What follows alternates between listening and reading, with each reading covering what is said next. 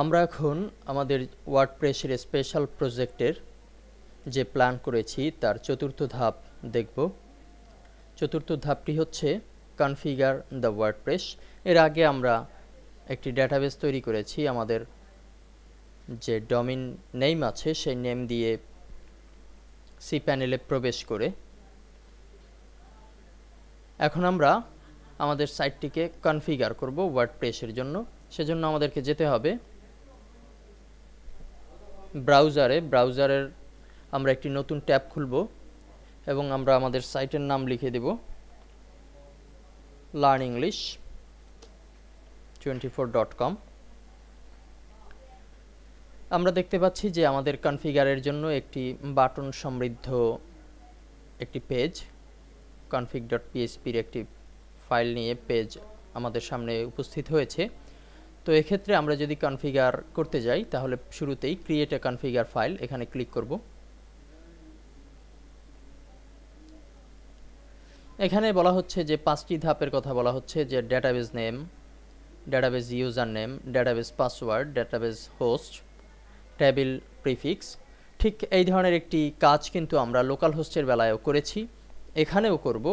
তবে দুটির ভিতরে কিছুটা ভিন্নতা আছে এবং সেই ভিন্নতা কোথায় আছে সেই জিনিসটি আমরা একটু বিস্তারিত আলোচনা করার চেষ্টা করব। আমরা এখন লেটস গো অপশনে ক্লিক করছি।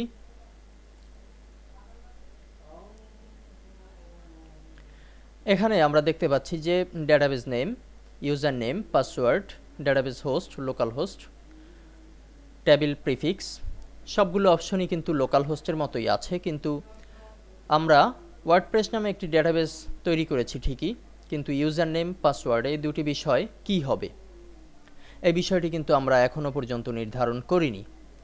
তো এটি নির্ধারণ করার জন্য আমাদেরকে আবারও একটু সি প্যানেলে প্রবেশ করতে হবে, ঠিক যেমনিভাবে আমরা ডেটাবেস তৈরি করেছি সেই স্থানটিতে যাওয়ার জন্য আমরা নতুন আরেকটি ট্যাব খুলছি এবং learnenglish24.com এর পাশে আমরা লিখে দিচ্ছি সি প্যানেল।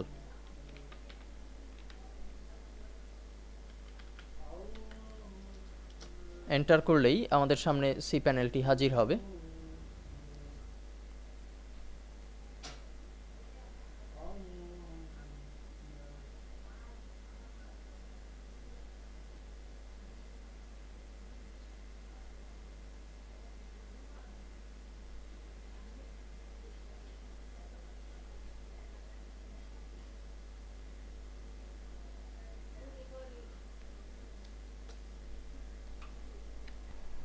পূর্বের মতোই আমাদেরকে এখন ইউজার নেম, পাসওয়ার্ড এই দুটি বিষয় এনশিওর করতে হবে। আমরা আমাদের ইউজার নেমটি দিচ্ছি,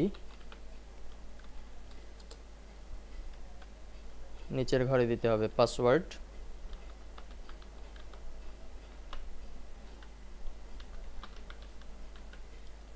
এবারে লগইন।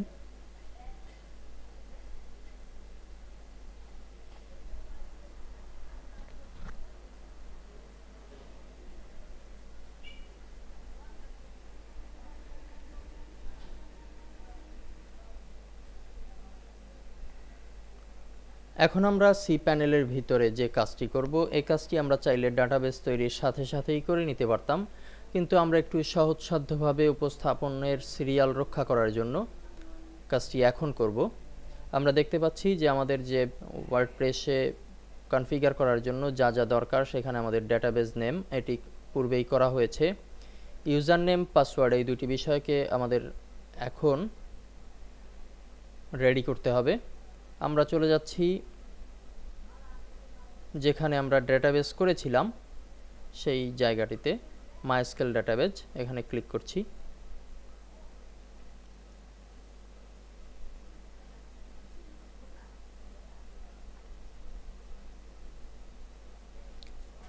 আমরা দেখতে পাচ্ছি যে ডেটাবেসের ঘরে লার্নিং ঠিক এই লেখাটিই কিন্তু আমাদেরকে, এটি সম্পূর্ণটাই ডেটাবেসের নেম। আমরা দেখতে পাচ্ছি যে এখানে শুধু ওয়ার্ডপ্রেস দেয়া আছে। এটি লোকাল হোস্টের বেলায় ঠিক থাকলেও আমাদের এই মুহূর্তে কিন্তু learning_wordpress এই নামটি হচ্ছে ডেটাবেস নেম, কাজে আমাদেরকে চেঞ্জ করে দিতে হবে। তার আগে আমরা যে কাজের জন্য এখানে প্রবেশ করেছি সেই কাজটি একটু সম্পন্ন করছি। আমরা একটি ইউজার নেম নিজেদের মতো করে চুজ করব। ধরুন আমরা ইউজার নেম চুজ করলাম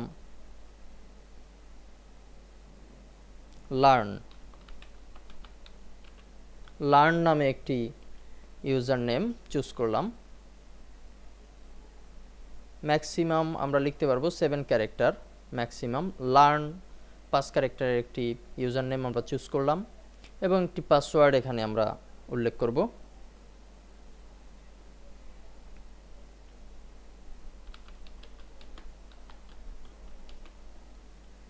একটি পাসওয়ার্ড আমরা দিয়ে দিয়েছি। আমরা এই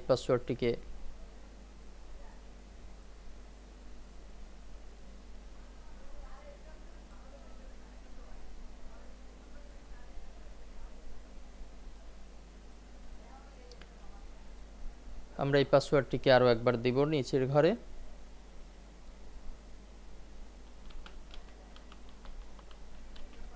দুটি পাসওয়ার্ড অবশ্যই আমাদের এক হতে হবে। আমরা কিন্তু ক্রিয়েট ইউজার অপশনে ক্লিকের মাধ্যমে একজন ইউজার তৈরি করব এই ডাটাবেজের আন্ডারে। আমরা ক্রিয়েট ইউজার এখানে ক্লিক করছি।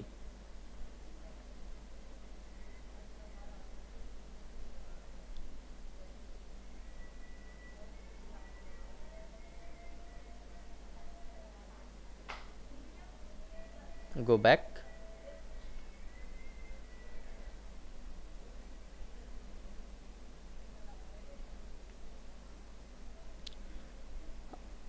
আমরা এখন দেখতে পাচ্ছি যে আগে কিন্তু ইউজারের ঘর খালি ছিল, সেখানে learning_learn এই নামে একজন ইউজার তৈরি হয়েছে এবং অবশ্যই তার একটি পাসওয়ার্ড এখানে দেয়া হয়েছে, যে পাসওয়ার্ডটি আপনাকে লিখে কিংবা যে কোনো উপায়ে হোক সংরক্ষণ করে রাখতে হবে।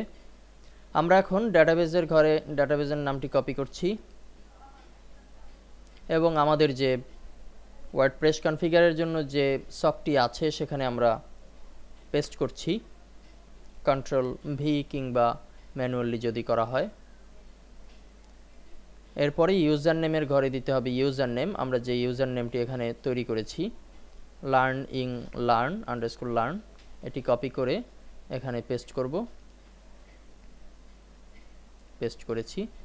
এবারে নিচে পাসওয়ার্ডের ঘরে আমরা সেই পাসওয়ার্ডটি দিব যেই পাসওয়ার্ডটি এখানে দেয়া হয়েছিল। পাসওয়ার্ডটি আমরা দিচ্ছি।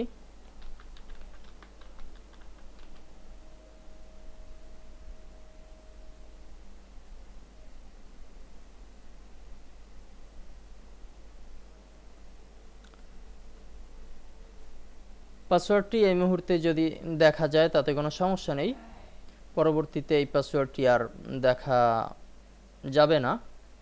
এটি যেহেতু আপনি প্রথমবার করছেন সে কারণে এটি দেখা গেলেও সমস্যা নেই। এরপরে ডেটাবেজ হোস্ট লোকাল হোস্ট এটি ঠিকই থাকবে, নিচে টেবিল প্রিফিক্স এটিও ঠিক থাকবে। এবারে আমরা সাবমিট অপশনে ক্লিক করব।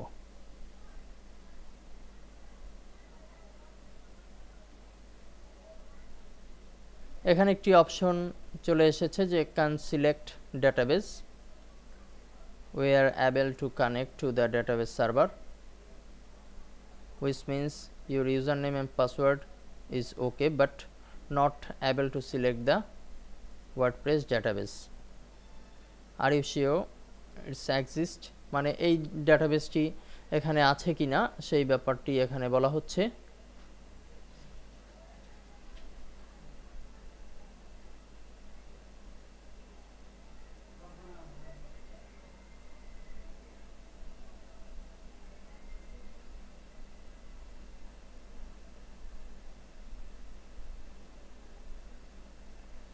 আমরা ডাটাবেজের ভিতরে আরেকটু দেখি যে কোথাও কোনো সমস্যা হচ্ছে কিনা।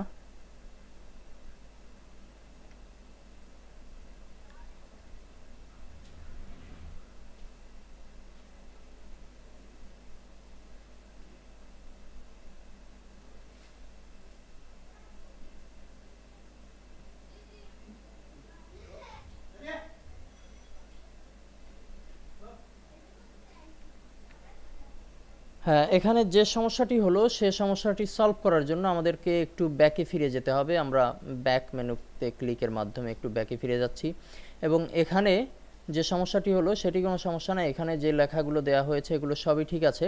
আমাদেরকে আমাদের সি প্যানেলের ভিতরে একটি অপশন কিন্তু কাজ করা হয়নি, এই কারণে সমস্যাটি ঘটেছে। সমস্যাটি হচ্ছে অ্যাড ইউজার টু ডেটাবেজ। এখানে অ্যাড অপশনে একটি ক্লিক করতে হবে।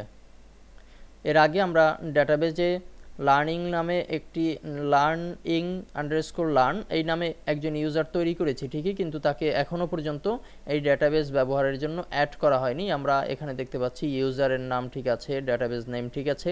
এখন আমরা অ্যাড অপশনে ক্লিক করব।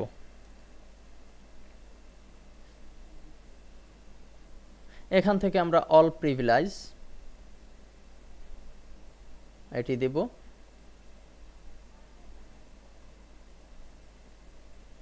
Make change.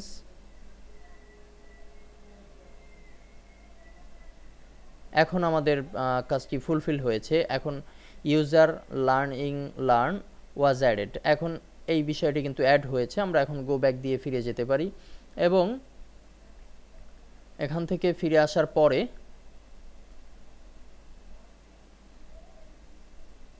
আমরা একটি বিষয় দেখতে পাচ্ছি যে বিষয়টি আগে সমস্যাযুক্ত ছিল। ইউজার কিন্তু এখানে লার্ন এই বিষয়টি এখানে এনশিওর করা হয়েছে, অ্যাকশন এটির দরকার নেই।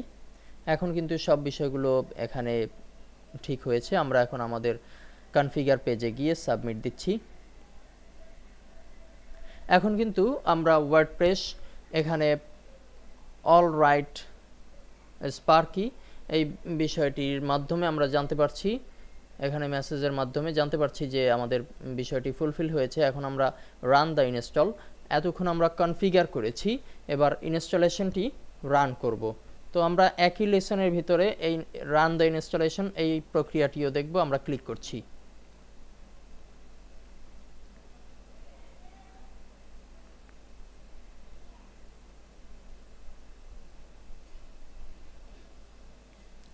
এখানে ওয়েলকাম জানানো হয়েছে আমাদেরকে, ইনফরমেশন নিডেড, ইনফরমেশন দরকার, সাইট টাইটেল অর্থাৎ আমাদের সাইটের যে টাইটেল হবে সেই টাইটেলটি এখানে দেওয়ার জন্য বলা হচ্ছে। আমরা আমাদের স্পেশাল প্রজেক্ট পেজে যদি একটু যাই এমএস ওয়ার্ডের এই ফাইলে, এখানে আমরা কিন্তু লিখেছি যে সাইট নেম হবে টিউটোরিয়াল ব্লগ। আমরা এই জিনিসটি কপি করে দিচ্ছি, পেস্ট করছি। এরপরে ইউজার নেম দেওয়া হয়েছে অ্যাডমিন, যেটি ডিফল্ট অবস্থায় আছে, আমরা চেঞ্জ করলে করতে পারি। পাসওয়ার্ড অর্থাৎ এখানের ইউজার নেম কিন্তু আমাদের ডেটাবেজের সাথে কোনো সম্পর্ক নেই, এখানে আমরা লগ আউট দিয়ে বের হয়ে আসতে পারি। এখানের ইউজার নেম পাসওয়ার্ড এখন আমরা যা দিব সেই বিষয়টি দরকার হবে প্রত্যেকবার যখন আমরা ওয়ার্ডপ্রেসের ভিতরে কোনো নতুন আর্টিকেল লেখার জন্য কিংবা যে কোনো বিষয় পরিবর্তন করার জন্য, তখন আমাদের এই ইউজার নেম পাসওয়ার্ড এগুলো দরকার হবে। আমরা একটি পাসওয়ার্ড এখানে দিয়ে দিচ্ছি, ধরুন পাসওয়ার্ড দিচ্ছি আল আমিন।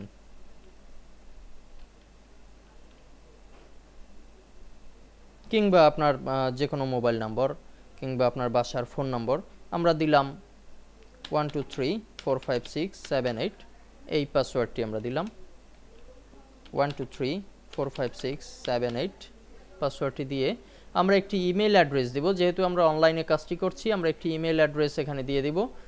সেই ইমেল অ্যাড্রেসে কিন্তু মেইল চলে যাবে আমাদের কনফার্মেশনের জন্য, কিংবা যে কোনো ধরনের ইনফরমেশন ওয়ার্ডপ্রেস থেকে দিতে হলে আমাদের এই মেইল অ্যাড্রেসে চলে যাবে। এখানে ইউজার নেমের বেলায় একটি বিষয় বলা হয়েছে যে user name can have only character, কত ক্যারেক্টার, স্পেস এই বিভিন্ন দিক নির্দেশনা এখানে দেওয়া হয়েছে। আমরা একটি দিচ্ছি, মেইল অ্যাড্রেস দিচ্ছি opubiswas@gmail.com এই অপশনটি দিচ্ছি। আমরা এখন ইনস্টল ওয়ার্ডপ্রেস ক্লিক করছি।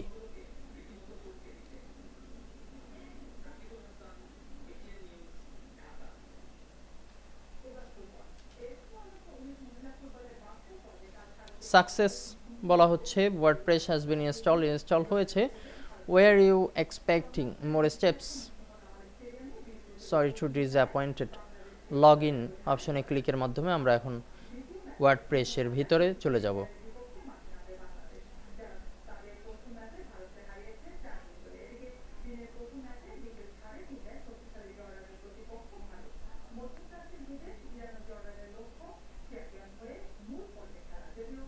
এখানে আমরা আমাদের যে অ্যাডমিন দিয়েছিলাম সেটি এবং পাসওয়ার্ড দিয়েছিলাম 1234567 এটি দিয়ে আমরা এখন লগ ইন অপশনে ক্লিক করব।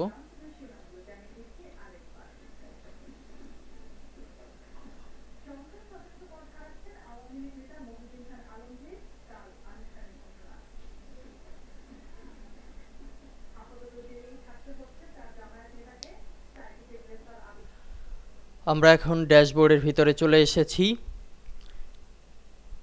অর্থাৎ আমরা এখন বুঝতেই পারছি যে আমাদের কনফিগারেশন, ইনস্টলেশন সবগুলো বিষয়ই কিন্তু শেষ হয়েছে। এখন আমরা আমাদের আর্টিকেলগুলো নিয়মতান্ত্রিকভাবে, অর্থাৎ যেভাবে আমরা লোকাল হোস্টে করেছি ঠিক সেই প্রক্রিয়াগুলো ফলো করেই এখান থেকে আমরা নতুন নতুন পোস্ট করে আমাদের টিউটোরিয়াল ব্লগকে সমৃদ্ধশালী করতে পারবো। আমরা যদি এখন টিউটোরিয়াল ব্লগে নতুন ট্যাবের মাধ্যমে খুলি তাহলে দেখতে পাবো যে ডিফল্ট যে টেমপ্লেটটি আসার কথা সেই টেমপ্লেটটি আমাদের সামনে উপস্থিত হবে। আমাদের পরবর্তী কাজ হচ্ছে, যেহেতু একটি customise website, special website, blog site আমরা তৈরি করব, সেক্ষেত্রে আমাদের নিজেদের মতো করে একটি টেমপ্লেট বাছাই করে এবং কোথায় কি থাকবে না থাকবে সেই বিষয়গুলোকে এনশিওর করতে হবে। পরবর্তী লেসনগুলোতে আমরা সেই অধ্যায়গুলো দেখব। ধন্যবাদ।